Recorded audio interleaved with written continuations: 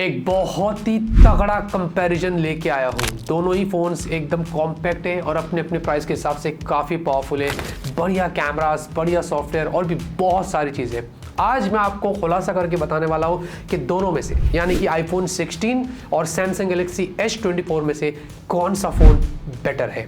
वैसे ऐसे हमारे कंपैरिजन वीडियोस चाहिए तो हमारे चैनल को सब्सक्राइब करिए ताकि आपको ऐसे वीडियोस के नोटिफिकेशन मिले। बेल आइकन दबाइए, लाइक करिए, कमेंट भी करिए और बताइए कि दोनों में से आप क्या चूज करने वाले हैं। अब सबसे पहले बात करेंगे डिस्प्ले की। iPhone 16 में 6.1 इंच 1.5 के resolution super retina XDR display ceramic shield की प्रोटेक्शन के साथ आता है और 2000 निट्स की पीक ब्राइटनेस है। S24 में आपको 6.2 इंच मिलती है। साइड बाय साइड लगाने पर आपको थोड़ा सा डिफरेंस दिखेगा इनके साइज में। और ये full HD plus dynamic AMOLED display है। गोरिल्ला ग्लास विक्टस 2 यहाँ पर लगा हुआ है और इसमें 2600 निट्स की पीक ब्राइटनेस है। पहले ब्राइटनेस कंपैरिजन की बात करें तो भाई सैमसंग थोड़ा सा मुझे ब्राइट लगा था इंडोर और आउटडोर में। और साथ ही साथ यूट्यूब पर दोनों में आपको HDR का सपोर्ट है। नेटफ्लिक्स की बात करें तो iPhone 16 में डॉल्बी विजन और स्पेशल ऑडियो है। S24 में HDR और स्पेशल ऑडियो है। लेकिन प्राइम वीडियो iPhone 16 सिर्फ HD पर जाता है।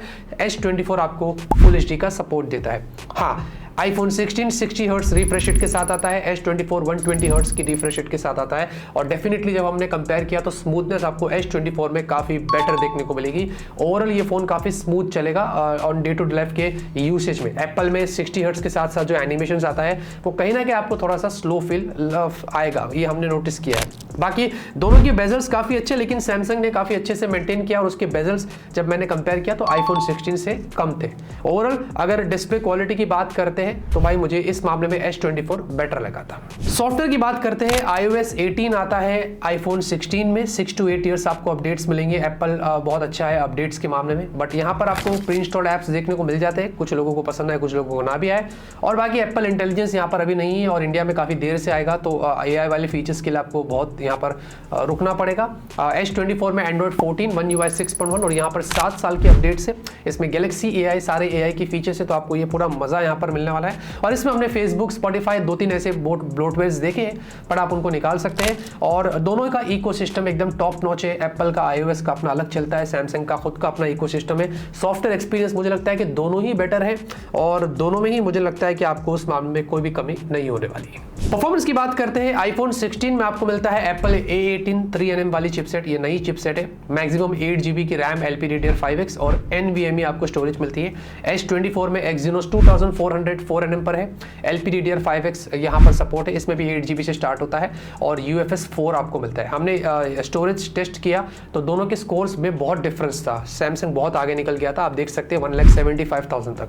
हमने एंड्रॉइड किया जहाँ पर iPhone 16 जो है वो अराउंड 1.6 मिलियन के आसपास था और सैमसंग S24 अराउंड 1.5 मिलियन के आसपास था। इस मामले में हमने ज़्यादा डिफरेंस नोटिस नहीं किया था, लेकिन थर्मल्स जो थे वो iPhone 16 ने बेंचमार्क्स में मेंटेन किया था। मैक्सिमम 43, Exynos बहुत आगे चला गया था 46। उसके बाद हमने गीक बेंच किया तो iPhone 16 ऑब्वियसली आगे निकल कर आया। फिर हमने वाइल्ड लाइफ स्ट्रेस टेस्ट डाला और इसमें भी अगर आप देखोगे तो स्टेबिलिटी स्कोर iPhone 16 के बेटर थे कंपेयर टू Exynos 2400। हाँ, बेसिकली यहाँ पर इसमें भी थर्मल्स जो थे Exynos के काफ़ी ज़्यादा थे।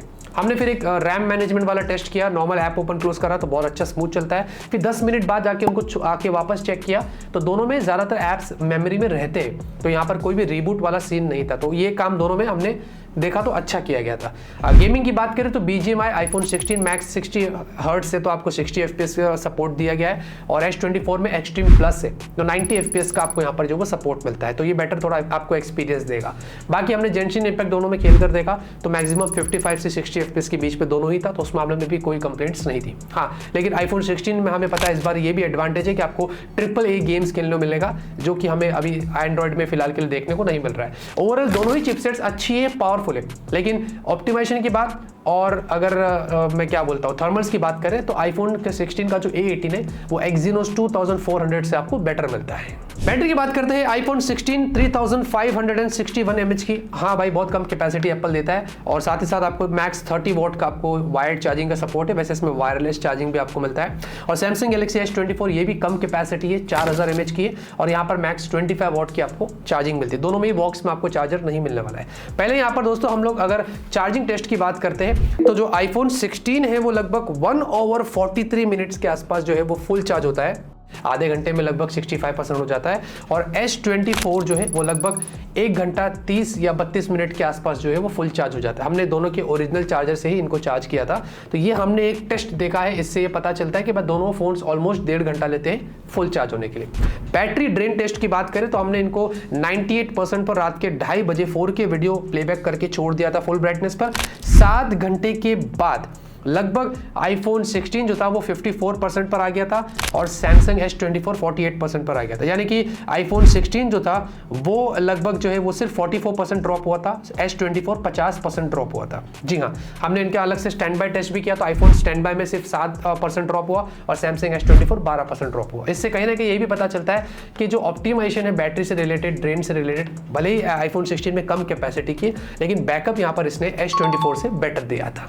कैमरे की बात करते हैं, iPhone 16 डुअल कैमरा सेटअप है, 48 मेगापिक्सल प्राइमरी, ये फ्यूजन सेंसर है, मैक्स 4K वीडियो आप शूट कर सकते हैं 60 FPS पे, और आपको फिर एक उसी में 2 टाइम्स टेलीफोटो सेंसर, जैसे कि मैंने कहा ये फ्यूजन सेंसर है, और आपको फिर एक 12 मेगापिक्सल का अल्ट्रावाइड सेंसर है, 12 मेगापिक्सल की सेल्फी है, और यहाँ पर भी मैक्स 4K 60 FPS पे आप वीडियो शूट कर सकते हैं। S24 ट्रिपल कैमरा सेटअप है, 50 का प्राइमरी जिसमें आपको OIS मिलता है, फिर 12 मेगापिक्सल का आपको एक अल्ट्रावाइड और एक 10 मेगापिक्सल का टेलीफोटो सेंसर है। यहाँ पर आप मैक्स 8K वीडियो शूट कर सकते हैं 30 FPS पे, 12 मेगापिक्सल की सेल्फी और मैक्स 4K वीडियो 60 FPS पे शूट कर सकते हैं। ऑन पेपर्स दोनों के जो कैमरा स्पेक्स है वो काफी पावरफुल है।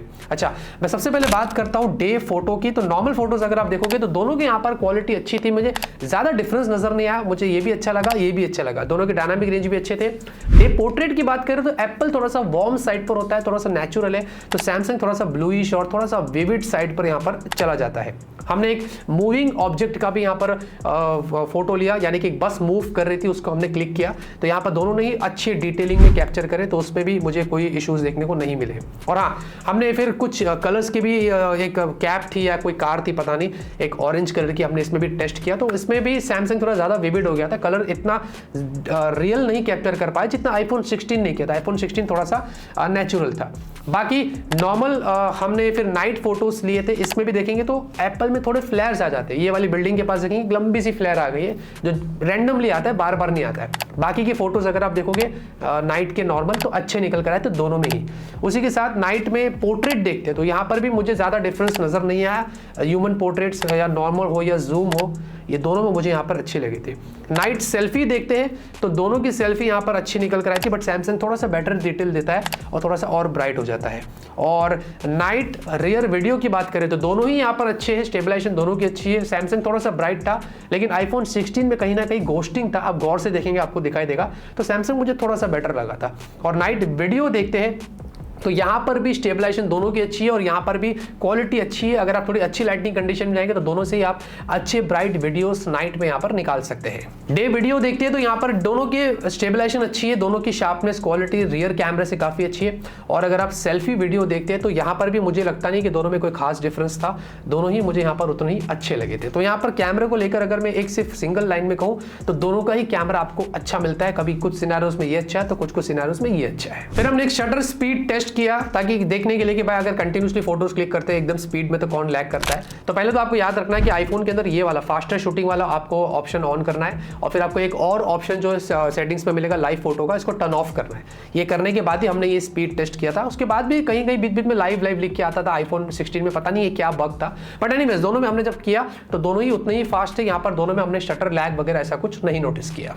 डिजाइन और बिल्ड की बात करें तो दोनों ही फोन आपको काफी स्लिम ट्रिम मिलते हैं। आईफोन 16 7.8 mm 170 ग्राम्स, लेकिन सैमसंग उससे भी ज्यादा पतला है 7.6 mm, उससे भी ज्यादा लाइट वेट है 167 ग्राम्स। अब दोनों ही आपको एल्यूमिनियम फ्रेम्स के साथ मिलते हैं। बैक आपको एप्पल में फ्यूज्ड या ऐसा कुछ इन्फ्यूज्ड ग्लास बैक एप्पल बोलता है, और साथ ही साथ आपको सैमसंग में गोरिल्ला ग्लास विक्टस 2 मिलता है बैक में। बट मुझे एप्पल के कलर ऑप्शन ज्यादा अच्छे लगे कंपेयर किया जब मैंने उसको सैमसंग के S24 से। दोनों में आपको डुअल माइक मिलता है, डुअल नैनो सिम। वैसे एप्पल में आपको सिर्फ एक सिंगल सिम मिलेगा और एक ई सिम मिलता है। बाकी दोनों में आपको मैं क्या बोलने जा रहा था, मैं बोलने जा रहा था कि दोनों में आपको अंडर डिस्प्ले फिंगरप्रिंट स्कैनर मिलता है जबकि एप्पल में आपको सिर्फ फेस आईडी मिलता है, सैमसंग में अंडर डिस्प्ले मिलता है। वो डिपेंड करता है, पर मुझे अंडर डिस्प्ले ज़्यादा कन्वीनियंट लगता है। बाकी दोनों में आपको IP68 वगैरह मिलता है। और हाँ, एप्पल का आईफोन 16 में जो Type-C पोर्ट है ये USB 2 वाला है, ये आपको ध्यान रखना है, जबकि सैमसंग S24 में USB 3.2 वाला है। ये अपग्रेडेड है। नेटवर्क कनेक्टिविटी की बात करें तो वाईफाई 7 है आईफोन 16 में, सैमसंग में वाईफाई 6 है, दोनों में आपको ब्लूटूथ 5.3 है, दोनों में NFC है, 2x2 MIMO 5G का सपोर्ट है। ऑब्वियसली हमने दोनों में कॉल क्वालिटी चेक करी है, डाउनलोड्स करके देखा, स्पीड टेस्ट करके देखा, हमने जनरली नेटवर्क पर कोई इश्यूज दोनों में ही नोटिस नहीं किया, सब कुछ बढ़िया था। और ये नेटवर्क से नेटवर्क पे भी डिपेंड करता है, एरिया से एरिया पे भी डिपेंड करता है, बट जनरली इन चीज़ों को अगर मैं बात करूँ तो हमें कोई भी प्रॉब्लम नहीं होती। बाकी तो ओवरऑल सारे सेंसर्स जो है जितने भी इंपॉर्टेंट वो दोनों में आपको मिल जाते हैं। अब जाते रहते दोस्तों बात करते हैं प्राइस की और मेरे ओपिनियन की, ये बहुत इंपॉर्टेंट पार्ट है। अब हमें पता है कि आईफोन 16 नया फोन है, ये स्टार्ट होता है 79,990 या 900, 128, फिर आपको और भी वेरिएंट्स मिलते हैं। और सैमसंग S24 अभी बहुत कम प्राइस हो गई है कंपेयर टू आईफोन 16 के, ये 128 स्टार्ट होता है 62,999, यानी कि दोनों के प्राइस के बीच में अगर आप देखोगे तो 15,000 से ज़्यादा लगभग कुछ फासला है। तो अगर आपको थोड़े प्राइस कम चाहिए, 60 से 65 की अगर आपकी बजट है और सैमसंग का फोन चाहिए और कॉम्पैक्ट चाहिए तो डेफिनेटली S24 में आपको इस प्राइस में रेकमेंड करता हूँ। बट हमें पता है कि इसमें थोड़ा थर्मल्स अगर आप ज़्यादा स्ट्रेस डालोगे तो वो होता है, तो आपको बैलेंस यूज़ के लिए, मिक्स यूज़ के लिए ये फ़ोन अच्छा रहेगा। स्पेसिफिकली सॉफ्टवेयर और कैमरा मुझे लगता है कि ये फ़ोन में आपको बड़ा मज़ा आएगा। और अगर आपको आईफोन ही चाहिए, नया वाला टेस्ट करना है, मैंने कैमरा बटन को इसलिए इस वीडियो में इग्नोर किया क्योंकि मुझे वो इंटरेस्ट आया ही नहीं कैमरा बटन में, इसलिए मैंने सोचा कि वो कोई फीचर नहीं है, वो टाइम वेस्ट है इसीलिए। तो अगर आपको आईफोन 16, मेरा रिकमेंडेशन है आईफोन 15 ले लीजिए, सेल पर आपको मिल रहा है आजकल तो 50, 55, 60 में मिल रहा है, वो आपके लिए बेटर रहेगा। बट ऑब्वियसली आईफोन 16 भी जो A18 है वो भी काफ़ी अच्छा है। तो ये मेरी फेयर ओपिनियन दोनों के हमने दे डाला, कंपैरिजन कर दिया। ऐसे कंपैरिजन वीडियोस चाहिए तो चैनल को सब्सक्राइब करिए, लाइक करिए, शेयर करिए। तब तक के लिए ऑलवेज कीप स्माइलिंग।